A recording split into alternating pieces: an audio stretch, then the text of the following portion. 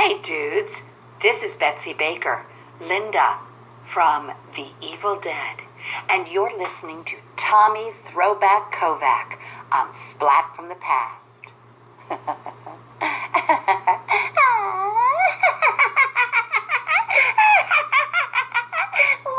gonna get you.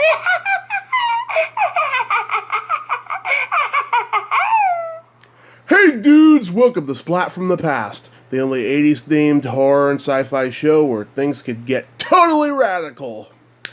Now today, I will be welcoming my second lady from the original Evil Dead, and I am talking about Theresa Tilly. Back then she was known as Sarah York, but I'm having her on the show today to talk about the making of that landmark horror classic.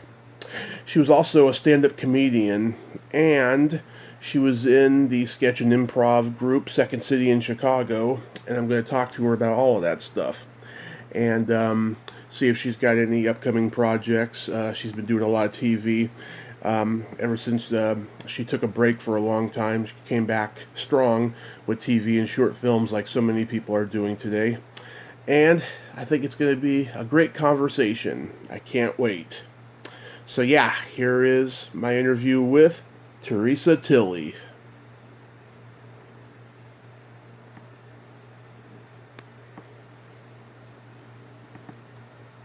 Hey Theresa. Is this Splat from the Past? Yes, it is. I am a little insulted. I have to say that A, I'm considered a Splat, and B, I'm in the past.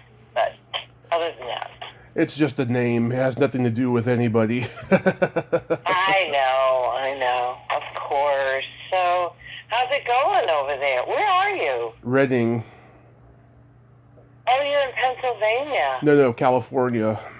Oh, oh, you're here. You're right here. Yeah, in California. Yeah, there's a couple fires nearby, but other than that, everything's fine. Yeah, I was going to say, you've had some smoky issues. Are they contained or? They're halfway contained, yeah.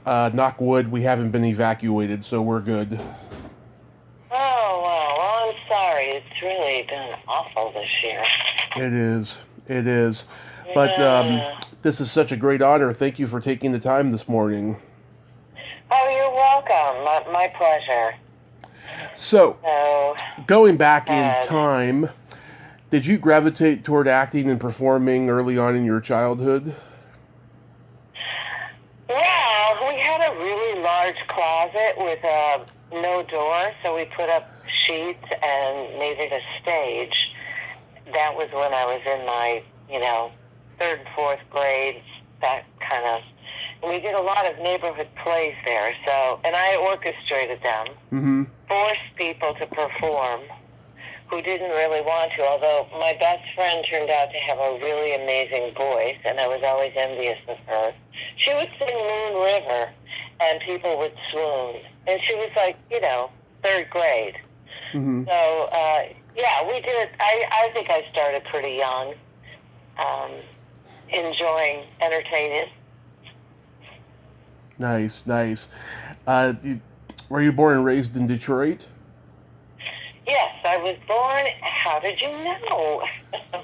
I'm just guessing. Yeah, it was just a guess. Yep. Yeah, Detroit, East Side, just in case anyone is familiar. That was a very important thing. What side of the town you were born on. So I was born by the river, and Detroit River, that is. And which leads to the reason I had some of these amazing performance opportunities, such as being one of the many moods of Paul Lucrezio and his many moods. You probably didn't know about that, did you? Nope. Did you study acting in college? I did not. I studied theology because I was at a seminary. So they didn't even have an acting program. But I turned a lot of the religion I was involved in into theatrical things. I convinced the pastor at my local parish that we should have dance at the Mass, and he was into it. So we had these modern dance performances at Sunday Mass. And, a lot of things like that. It wasn't formal education, but I found my love for theater in different ways. Yeah. And, eventually I was doing theater in high school, and that was, excuse me, that was a big thing because it was the only time my dad invited the rest of his family to come and see me do anything. He had, his brothers and sisters come and see me perform in this high school play, and it was like, okay, I must have something here. Because he's got Aunt Helen here, Uncle Ray is here. They must think I'm good. So it was Yeah. beginning of me sort of seeing how testing the waters, I should say. It was a fun play too. See how they run. I don't know if you've ever heard of it. I have. Yeah. Never seen it, but I've heard of it. And that. Yeah, it's a lot of slapstick. Yeah, that got your creative juices flowing then. Yeah, I mean, I saw that I had some skill set there, and it's funny, slapstick. Isn't that what Evil Dead kind of was too? Really, it was the beginning of my slapstick career. Mm-hmm. It was very slapstick, very Three Stooges like. Yeah. Yeah, exactly. So, how does stand-up comedy come into the picture? So, after high school, I did a lot of dinner theater. I actually had my own puppet show. People don't know this. This is not on my resume. And I actually wrote my own show and made my own puppets. Huh. And stage. And I traveled around Detroit. I put the stage on top of my car. I had a really old 1964 Valiant, and nobody cared if anything happened to it because it was already a mess. Mm-hmm. I had paid $100 for it, and I put the stage on top of the car. I tied it up there, and I'd travel around to schools and libraries. And I did my first and really my only show was a Punch and Judy. I don't know if you are familiar with Punch. Oh, okay. Well, it's the beginnings of slapstick comedy, really. Mm-hmm. As far back as, Shakespeare, really. And it's these a husband and wife, and they're constantly beating each other up, hitting each other with, whatever was available. So I wrote and created these characters, and I did the whole show myself. Eventually, I'd get my boyfriends to do it with me, because it was really hard doing two of these very different characters by myself. And that was how I lured men into my cave. Want to do a puppet show? Okay, you're in. So, I did puppet shows in the city, and then eventually dinner theater. Mm-hmm. And I was doing a lot of theater with this one guy. His name was Henry K. Martin. And people who were around at the time would know who he is. He would do these fractured fairy tale kind of shows. And we did the state fair and, any kind of opportunities where kids would be at. And we would take, for example, Cinderella, and the sisters would be played by men, the evil sisters. And I remember being the mother. And just that kind of crazy taking things and kind of turning them upside down, and it was a lot of fun, very, very funny. So eventually, I did some legit theater, and then I got hired to do The Evil Dead. And in Detroit, they really hadn't done much with feature films. There wasn't an infrastructure for that at the time. So it was like, wow, a feature film.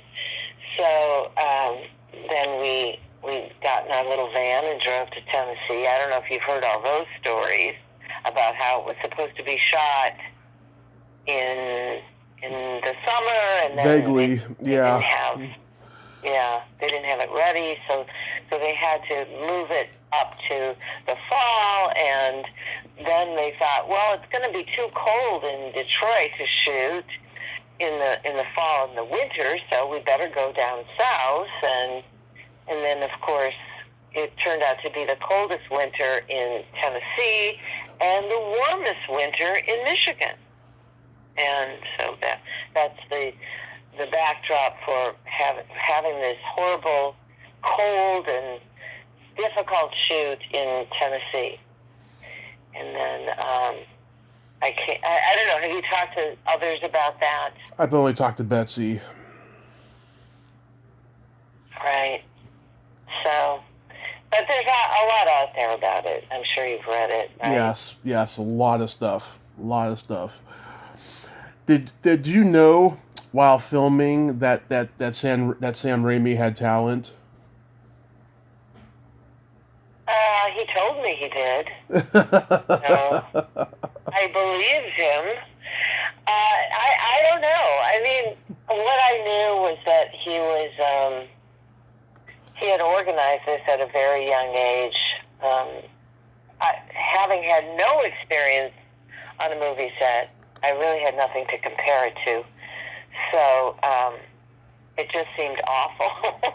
Like, oh my God, we have to build a set, and then we don't get to sleep, and then we have to do our part. It just, it wasn't what my fantasy of doing a movie was at all. Yeah. But he was very focused, and he organized it, and I didn't know what was going on, to tell you the truth.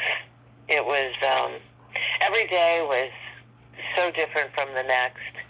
He was an interesting guy and had a lot of funny sides to him, and so did all of the guys, really. I mean, and we had a lot of fun in spite of the difficulties that we survived. We did have a lot of fun, and he was very much the leader of the gang. Yeah. I mean, Betsy told me just how long and grueling the whole process was, and just how chaotic it was. But did you think it would blow up to become this iconic franchise? Well, first of all, I don't even know that I knew what an iconic franchise was, when I was shooting that movie. So, you'd have to think of a young person just out of college. The film industry certainly wasn't what it is now. There weren't really sequels and things like that. I mean, you couldn't even watch the movie, for God's sake. You had to go to, it wasn't available. There weren't even videotapes when we made this movie. So, it would have been, I would have had to have like a mind of the future, which I didn't. Future, meaning that there was such a thing as video and DVD and streaming. I mean, that just didn't exist. So what we knew was this was going to be really weird, because there was a lot of strange things that we were doing, like spitting milk out of our mouths, and the makeup that, what we could see looked really awful and weird, and we didn't shoot in sequence, so we didn't really know what the story was. Yeah. I mean, it would have been nearly impossible to have any idea that this would grow into what it is. And so much so that for 20 years, I don't think most of us had it on our resume, because it took that long for it to really become anything. Yeah.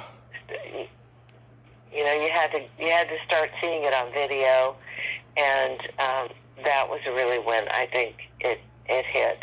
Don't you? Mm-hmm. Yeah, when home video hit. I don't even know if it ever aired on cable, by the way. I was thinking about that recently. Well, cable didn't even exist. Well, I mean like HBO and Showtime and Cinemax. No, did not exist. They did exist, but they just didn't show that movie. It existed in 1981. Yeah. Yeah. Yeah, they all did, but they just nobody had money to pay for them at that time. Oh, I did not realize that. I didn't think that those channels existed. Mm-hmm. Huh. I'll have to see what they were showing at that time. Oh yeah, I mean, if you go on YouTube, you see the old promos for what they showed and stuff. Oh, like, do you know of anything offhand? I'm just kind of curious. Oh, they showed all the mainstream movies that were coming out at that time, you know. Oh, they did? Okay. Oh yeah, Smokey and the Bandit, Airplane, Rocky, stuff like that. Oh, interesting. Yeah, so, Evil Dead wasn't one of them. Yeah. Well, I think what happened, I mean, in a nutshell, they really, people got a hold of it by way of video, and then they could watch it over and over, and I think there was some element of drug use when they were watching it. Yeah. I don't know for sure, but probably. That enhanced it, and people, caught on, and it was kind of like one of those things where you're not supposed to do it, so that's what makes it desirable. Yeah. Yeah. Did you get any post-traumatic stress disorder from making the movie? Oh, yeah. You just took the line out of my bio. Everybody says, what happened and to you? And Betsy has these stories about losing her eyelashes, and Ellen has stories about, being the girl that was affected by Dutch elm. And I got post-traumatic stress, PTSD. Yeah, I can imagine how physically demanding it was, and just how traumatizing it can be. Yeah, Betsy's got great stories and stuff. I saw her last year at Dark Delicacies, and she was very sweet and stuff. Nice. Oh, so you drove down there and got an interview? No. In person? No. Okay, I met all three of you in Sacramento at Sinister Creature Con in 2018. Okay, and all right. I thought you looked familiar. And so I did the interview with her like a week or so later. And then, 6 months later, I was in LA for a weekend for Monsterpalooza, and Dark Delicacies, she was there. And so I went and saw her. Right. Yeah. I see. Yeah, no, there's some great stories. They've been around for a while. So I'm sure you heard the story of how we reconnected, the three of us, the ladies of the Evil Dead. I don't think so. What happened? Oh, you haven't heard this story? This is hilarious. Mm-hmm. Now, Betsy and I remained pretty good friends for most of the time. I mean, I gave her baby shower. Okay, she didn't give me mine, which I'm still pissed off about. But I gave her baby shower, and so we continued to be friends. And that was, years after the movie was made. And Ellen, we lost track of. Betsy and I both moved to Los Angeles, right? Which was some of the reason we did stay in touch. But we did lose track of Rich and Ellen. And so one day she called me. Her husband was in the commercial shooting business, and she had heard from one of his employees that there was going to be a big showing of Evil Dead at American Cinematheque. Mm-hmm. Have you heard of this theater? Yes. American Cinematheque. I think I've been there. Yeah. Oh yeah. So you know that they have big showings of the classics on this giant screen. Right. So people and it's huge. It's a very large theater. They don't make them this big anymore, which is why it's such a classic place to do these classic movies. Yeah. And so she heard that, and so she called me and said, "Are you going to be there for this showing of Evil Dead?" Her friend had heard that there was going to be a Q&A with some of the cast, and she knew I was part of the cast, and she knew there were only 3 other people. So, and she also knew that Ellen and Rich were kind of under the radar right now. So anyway, she ended up calling and asking who the other cast members were. Turns out it was maybe going to be Sam mm-hmm. and maybe going to be Rob Tappert. So she said, well, I know another cast member. Anyway, long story short, Betsy would embellish it much better than me. She actually makes the sounds of the pages, like when he's looking on his cast list. She goes, let me see. Who's going to be here? Okay. No one. So he was very excited that the 2 of us were going to come. And we had to give up our Halloween with our kids, which was difficult because they were young. And we went, and we were blown away at how many people were there to see the Evil Dead. Mm-hmm. And, I mean, it was literally around the block. And that's a big Hollywood block. So we went in, and we sat next to Rob Tappert. Sam, I don't know why he didn't show up, but it was just Rob. And so Rob sat between Betsy and me, and he's saying, girls, there's this thing called conventions. Girls, you should do conventions. Yeah. It's really fun. People want to meet you guys. So anyway, we got up and did this Q&A, and it was amazing. People stood in line getting our autograph, and they wanted to tape the interview and put it on a DVD of the next release of Evil Dead. And we said, well, no, you have to pay us for this. Yeah. It was like the first time we realized that we have a commodity here. So we got in touch with the Anchor Bay community, which had the license for Evil Dead at the time. Mm-hmm. And we became good friends, and they helped us really get started on doing these conventions, getting pictures of ourselves. We didn't have any photographs of the movie. There's a couple shots. If you go to, there's some websites that have some stuff from my Brownie camera. Uh-huh. They took my Brownie camera. You probably don't even know what that is. I have no idea. Yeah, so it's a little camera that I had when I was in high school that I got for my graduation, and it only took black and white pictures. And so I took that with me when I went on the movie shoot, and I had a few pictures of us. So those are out there, I think, most of them. But that's all we had. And so Anchor Bay really helped us get other pictures so that we could go to these shows. And we called Ellen and decided that if we were going to do this, we had to have fun. We had to go as a group, and we had no idea what it was going to be like. But yeah, it turned out to be a lot of fun. Crazy. So what about, so you say in your email that you did stand-up for 10 years. Oh, let's not get started on that. No? Nothing funny about it, huh? No, the Bay Area has gone very woke and very male fraternity bullshit, and I can't can't stand stand-up. The behind-the-scenes aspect of it. I love doing it on stage, but not behind the scenes. I hate it, you know. Oh, yeah. Now you can just do your own thing on YouTube. Yeah, well, I'm not going to even do that. This is my destiny, podcasting.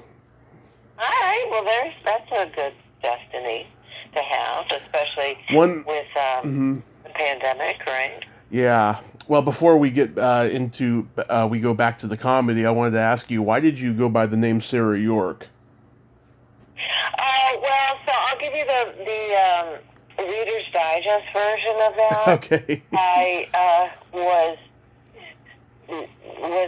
had believed that the union, of which I was part of, Screen Actors Guild, but just very recently, like literally 2 months before I went to shoot this movie, I had gotten into the union, which, by the way, is very difficult in Detroit because the unions are, or at least they were, very, very hardcore. And you had to pretty much be able to, jump through hoops and give them your firstborn if you were going to be in the union in Detroit. Well, I managed to get in, and as soon as I got in, I got this movie.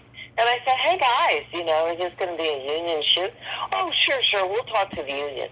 Well, the union talked to them, and they probably never talked to each other. I don't know. But by the time they decided to do this, nobody had talked to anybody. And I kind of made a decision in all my youthful glory and optimism and hope of a huge career. I just said, I'm going to do this. And so, of course, they knew about it because I had told them. And I thought, I'll just change my name. And then if this movie ever comes out, no one will know that it's me because all the different names. So, this was the logic of a young person. Thankfully, I didn't get married at the time because, God, that's how smart I was. So I changed my name to Sarah York. Why? Because I wanted to move to New York, and my niece was just born, and her name was Sarah. And so I thought, I like that name, Sarah, and I want to move to New York. Okay, so that's it. My name's Sarah York. Nice. And that's the story. Same thing with Rich DeManicore, who ended up calling himself Hal Dalrich, which I'll let him tell his own story.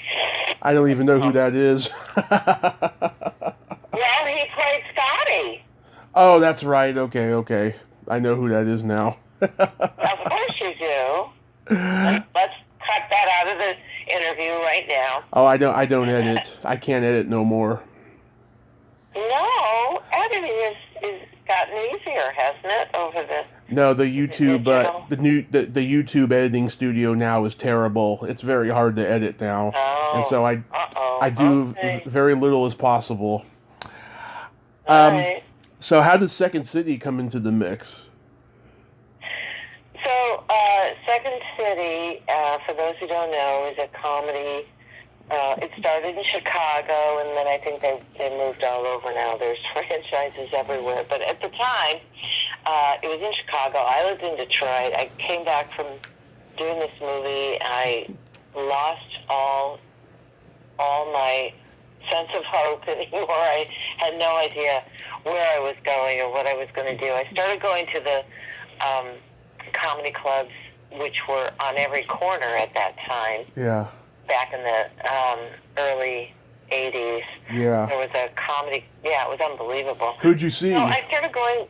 Go ahead. Oh, who did you see there performing? Well, I actually opened for Tim Allen, Dave Coulier, Gary Shandling. Nice. Judy Tenuta. Lots of guys. Bob Saget. So they were all headliners at the time, and I was doing an opening act. And I just wanted to get better at comedy, so I made a decision to drive to Second City on the weekends. I lived in Detroit. It was like a 6-hour drive.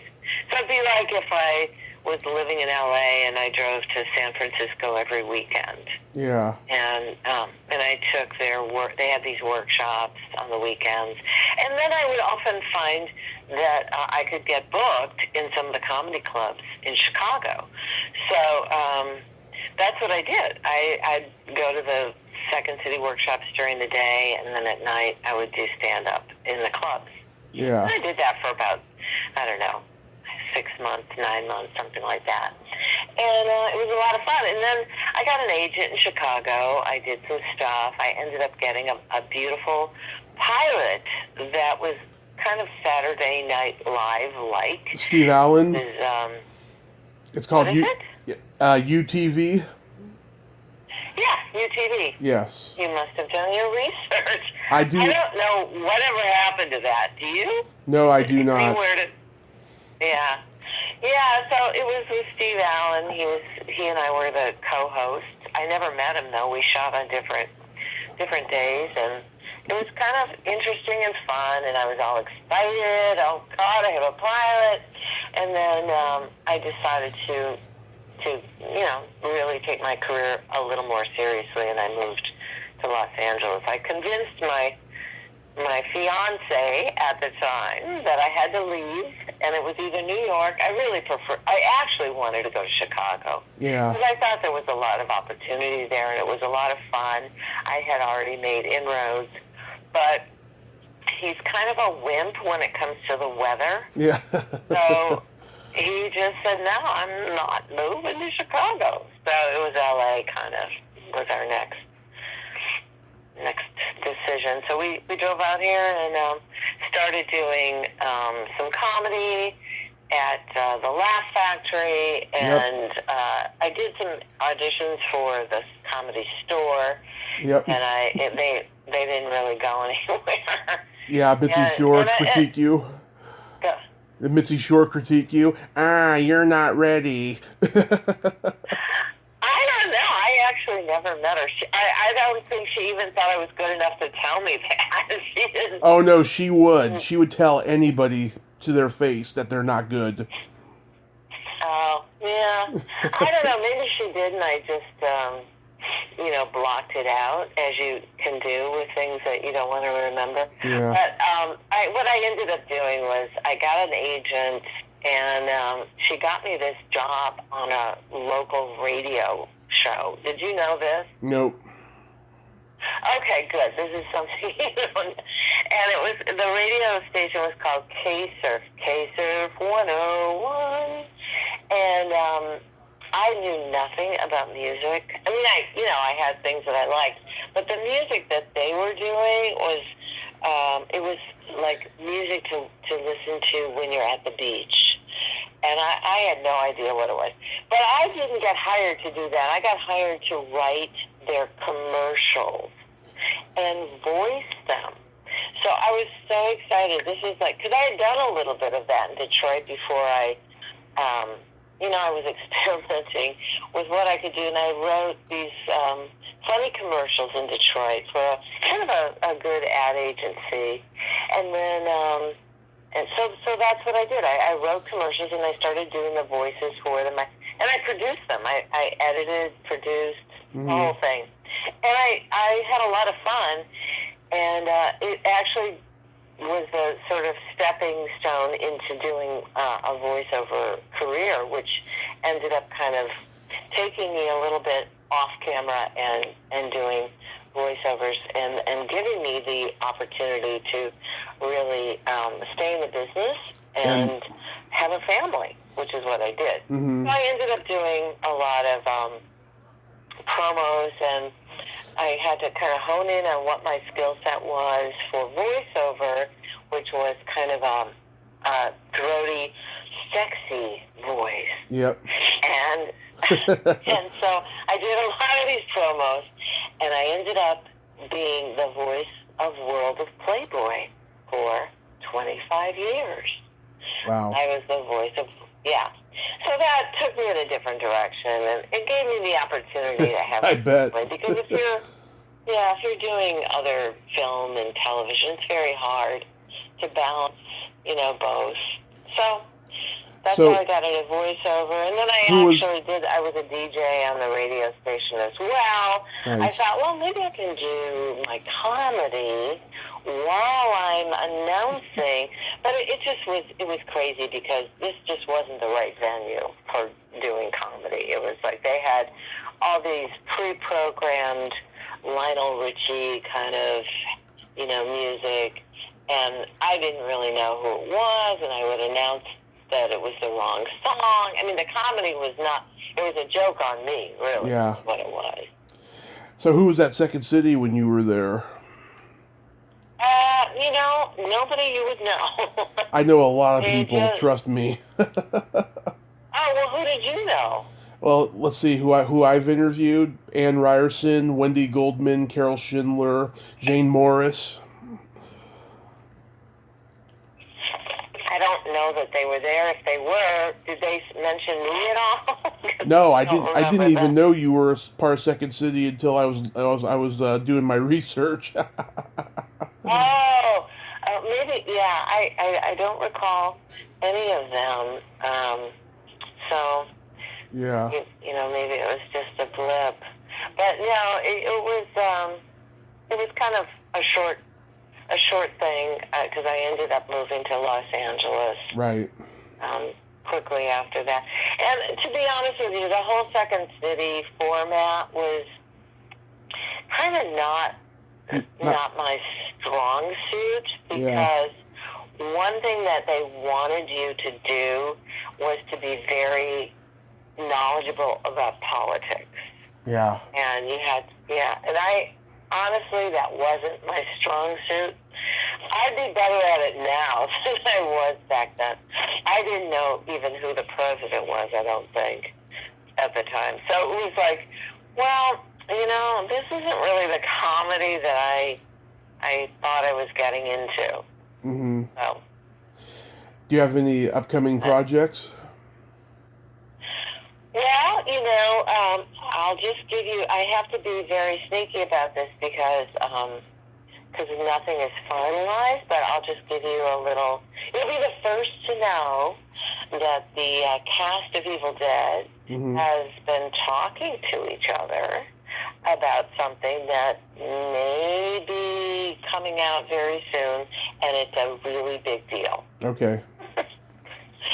I don't know if that's of any help, but you could take a guess. I don't know what it could be because Bruce said he's done with Ash after the show got canceled a few years ago. Okay. Yeah. Okay. Well, he's done with Ash in that format. He's probably not going to film anything like that. He's probably, who knows? Those guys make up stories all the time. Yeah. So you never know. But so just keep your eye out. Okay. Something's on the horizon very soon. It could be very exciting. Mm-hmm. And I've got little projects that I'm working on. And did you ever see Dangerous Women? What is it called? Dangerous Women. I heard about it. Yeah. Yeah, that was a lot of fun. So the ladies of the Evil Dead got together, and one of our fans actually wrote it, and a lot of people got involved in producing it. It turned out really well. It was a lot of fun. So we're, maybe talking about something like that again. So there's a lot. Nice. Well, we get to my secret silly game now. This is a lot of fun. And what this is a series of silly slumber party questions. And how it works is I ask you the question, you answer it, and then you ask me that exact same question, and I answer it. Oh my God, I've done too many baby shower Zooms already today. You're making me do this again. It's 5 questions, don't worry. Okay. Theresa, are you ticklish? Yes. And Tommy, are you ticklish? yes. What is your favorite part of the body? It can be anything. My favorite part of the body is my earlobes because I can wiggle my ears. Huh. Tommy, what is your favorite body part? It can be anything. The belly button. Okay. What color are your toenails painted? My toenail color right now is called pandemic neutral. Which What means is your toenail color polish right now? au naturel. Okay, it sounds like we're in the same color Yeah. scheme. What would you say is your best personality trait? I'm guessing it's sarcasm. Oh, really? You Yeah. think? I am not sarcastic. I am not. I think my best personality trait is that I am a really good listener. Tommy, what is your best personality trait right now? I agree. My sense of empathy and that I have no filter. Hey, that could work for me too. Yeah. Absolutely. And then my favorite question, is there a stinky smell that just makes you gag? Is there a stinky smell that just makes me gag? Well, I could say morning breath. Yeah. Is there a stinky smell that just makes you gag, Tommy? Either farts or feet, the classics. Okay. Yeah, it just depends who's providing the odor. Yeah. Good way to put it. Very good way to put it. Oh, one last thing. So, are you doing the virtual cons now that we're in this pandemic? Well, I've been doing a lot of virtual baby showers and family reunions, which I gotta say, I'm turning into a little bit of a lush because all my family is on the East Coast, or Midwest, I should say, Detroit.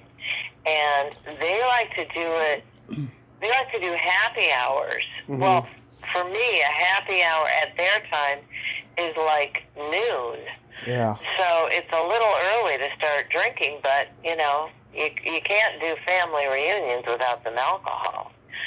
But I haven't really scheduled anything yet, but we have been discussing it with a couple different virtual Zoom companies. So we'll see what happens. Yeah, I'm against the whole virtual con thing. I think it's silly and it's dumb. But you know what? I know people have to make their money, so they can do it. But I'm just not going to participate in it. You haven't gone to any of them? Not the virtual ones. No. People always ask me, how come your podcast isn't virtual? Because everyone looks and talks like a robot. Everyone's flesh tone is off, and I'm fat. I don't want to do that. That's exactly how I feel. Yeah. I don't want to color my hair.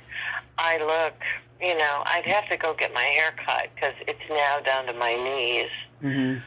And, yeah, I don't know. We'll see.